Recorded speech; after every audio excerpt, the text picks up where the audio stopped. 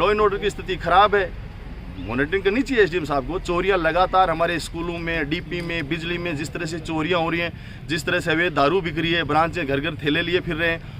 उदयपुरवाटी क्षेत्र की ग्राम पंचायतों के सरपंच इकट्ठे होकर अपनी समस्याओं को लेकर एसडीएम राम सिंह राजावत से मुलाकात करने पहुंचे। इस दौरान अध्यक्ष रघुनाथपुरा सरपंच संजय नेहरा ने कहा कि प्रशासन गांव के संग अभियान के रिव्यू शिविर लगाए जा रहे हैं, जिसमें एसडीएम की ओर से ग्राम पंचायतों के ग्राम विकास अधिकारी पर शीघ्र पट्टे जारी करने के लिए दबाव बनाया जा रहा है। शिविर में जो पट्टे के लिए फाइलें आई हैं, उन फाइलों पर पटवारी की रिपोर्ट नहीं हो रही है। अगर जल्दबाजी में किसी का गलत पट्टा जारी हो गया तो उसका जिम्मेदार कौन होगा। शिविरों के दौरान रास्तों के जो प्रस्ताव दिए गए आज तक नहीं खोले गए, आबादी विस्तार के प्रस्ताव दिए गए वो आज तक नहीं किए गए, सरकारी जमीनों से अतिक्रमण हटाने की कार्रवाई आज तक नहीं की गई। प्रशासन के ढीले रवैये के चलते गोचर भूमि पर लगातार अतिक्रमण हो रहा है। वर्षों से नामांतरण की कोई कार्रवाई नहीं हो रही है। उन्होंने कहा कि कानून व्यवस्था खराब है, लगातार क्षेत्र में चोरियां हो रही हैं, अवैध रूप से दारू बेची जा रही है। इन सब की भी एसडीएम की ओर से मॉनिटरिंग करनी चाहिए। सरपंचों ने कहा कि ग्राम पंचायतों में लगे शिविर में प्रशासनिक अधिकारी बढ़ा चढ़ाकर पट्टों की संख्या लिखकर ले आए और अब दबाव बना रहे हैं कि जितने पट्टों की संख्या लिखकर लाए उतने पट्टे दो। सरपंचों ने कहा पट्टा देने के लिए ग्राम विकास अधिकारी पर नाजायज दबाव डालना नहीं सहा जाएगा। इस दौरान विजयपाल भाटीवाड़, आस्करण गुजरकोट, रमेश सैनी बागोरा, कैलाश चंद्र सैनी जहाज, मूलचंद सैनी दीपुरा, रोहितास जोधपुरा, नेमिचंद जांगिड़ बोड़की, राजेंद्र जाखड़ दमोड़ा सहित अन्य सरपंच मौजूद थे। एसडीएम साहब से पट्टा लेकर के रिव्यू कैंप जो कर रहे हैं उसमें एसडीएम साहब क्या है कि एक तरह से जिसको आप प्रेशर कह सकते हो और कह सकते हो, पता नहीं क्या इंटरेस्ट है इस तरह का कि ग्राम विकास अधिकारी को उनके ऊपर प्रेशराइज कर रहे हैं उनको कि गलत पट्टे आप तुरंत जारी करो, ये पट्टे जो आ गई फाइल उसको पट्टा जारी करो ही करो। तो ऐसा थोड़ी होता है, क्योंकि पट्टा है वो तो सरपंच के विवेक से होता है। ग्राम विकास अधिकारी और सरपंच दो आदमी महत्वपूर्ण है। आबादी भूमि अगर किसी की है, मालिकाना हक है और कितनी दूरी पे देना है, कितना उसने आवेदन किया है, कोई आपत्ति नहीं है, कि लंबा प्रोसेस होता है और पटवारी की रिपोर्ट हो नहीं रही है, इसलिए आबादी भूमि भी अपने हिसाब से सरपंच को तय करनी है। तो ये लंबा चौड़ा प्रोसेस है। इसमें ऐसा नहीं हो सकता है कि आपको रेवड़ी तो बांट नहीं रहे हो कि आई और पट्टा दे दिया और चले जाओ। और पट्टा एक बार ये कि पट्टा ऐसी चीज़ है कि आपने एक बार दे दिया तो जैसे आप किसी के, मैं इस बात को समझिए कि जैसे रजिस्ट्री किसी मालिकाना हक किसी का आपने करवा दिया, रजिस्ट्री करवा दी, उसके बाद उसी तरह से ग्राम पंचायत के एक नंबर के खाते में होती है और ग्राम पंचायत में कार्यालय अध्यक्ष के नाते सरपंच उसका मालिक होता है। और वो किसी को अगर पट्टा देता है तो वो पट्टा उसने ज़मीन उसको ट्रांसफ़र कर दी और वो गलत की दी तो उसमें नियमानुसार उसमें कार्रवाई है, सजा है सरपंच को। तो ऐसे थोड़ी है, आधी से ज़्यादा 50% तो सरकार ने रिजर्वेशन कर दिया महिलाओं का, तो आधी जो महिलाएँ हैं। और उसके बाद में गांव में बहुत सारा काम होता है कि आबादी भूमि पुरानी कोई 100, 200, 500 साल से बसे हुए हैं, उनमें क्या कोई एक आदमी रह रहा है परिवार का, उसके दूसरा भाई कोई बॉम्बे चला गया, कलकत्ता चला गया और उसके बाद वो वहाँ से आता है 10-20 साल में और उसके बाद घसीटता है। अभी आपने ताज़ा प्रकरण देखा है इंदरपुरा में कि एक परिवार की उसके 3 पीढ़ियाँ पहले गए हुए हैं आकर के वहाँ, अभी वो कह रहे हैं कि पट्टा गलत जारी कर दिया, हमारी सहमति नहीं।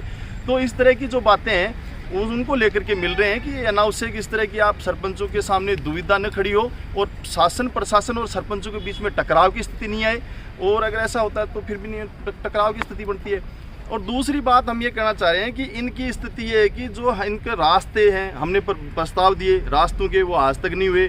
और राजकीय भूमि है उन पे जो अतिक्रमण है, राजकीय भूमि पर जो अतिक्रमण है वो उनमें जस के तस है। आप 1 साल से 2 साल से उठा के देख लो, कहीं भी 1-2 जगह हाईकोर्ट का इनको फटकार लगी है, हाईकोर्ट का डंडा है, उसमें कार्रवाई है। उसके बाद सरपंच है और अन्य दूसरे जनप्रतिनिधि है कि उनको कोई नहीं है। गोचर भूमियाँ पूरी तरह से रुक गई हैं और जो दूसरी सरकारी भूमि है वो भी रुक रही हैं, उन पे भी कोई कार्रवाई नहीं। मेन चौक कई जगह क्या सफाई चेक है, बंजड़ है गांव के, उनको रोक रखा है, उनके मालिक लैंड होल्डर तहसीलदार होता है, उसमें कोई कार्रवाई नहीं है।